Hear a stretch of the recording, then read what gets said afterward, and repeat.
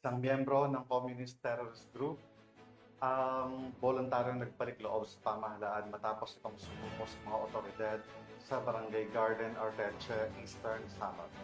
Nananawagan naman ang mga otoridad sa iba pang kasapi ng CTG na sundan ang yapak ng kanilang kasamahan at magbalik loob upang makapamuhay ng payapa kasama ang kanilang pamilya at makibahagi sa mga programang pangkaunlaran ng pamahalaan.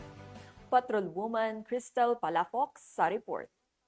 Voluntary nagbalik loob sa pamahalaan ang isang miyembro ng Communist Terrorist Group sa Barangay Garden, Arteche, Eastern Samar. Ang pagbabalik loob ay resulta ng matagumpay na panawagan at pagsisikap ng mga tauhan ng 801st Maneuver Company, Regional Mobile Force Battalion 8 kasamang Eastern Samar Provincial Intelligence Unit, Regional Intelligence Unit 8, 1st Eastern Samar Provincial Mobile Force Company, 52nd Infantry Battalion, 8th Infantry Battalion, Philippine Army, 32nd Special Action Company, 3rd Special Action Battalion, 153rd Special Action Company, PNP SAF at EOD K9U FSB.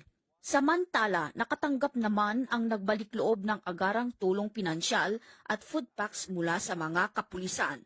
Ang nasabing surrendery ay nasa kustodiya na ng 801st Maneuver Company, RMFB-8 para sa facilitation ng kanyang posibleng enrollment sa programa ng ating gobyerno na Enhanced Comprehensive Local Integration Program o ECLIP. Muling hinimok ng pambansang pulisya ang iba pang mga miyembro at taga-suporta ng CTGs na iwaksi ang maling ideolohiya at magbalik loob sa gobyerno upang mabuhay ng payapa kasama ang kanilang mga mahal sa buhay. Mula dito sa Eastern Visayas, ako ang inyong PNN correspondent, Patrolwoman Palafox, alagad ng batas, tagataguyod ng Balitang Pulis.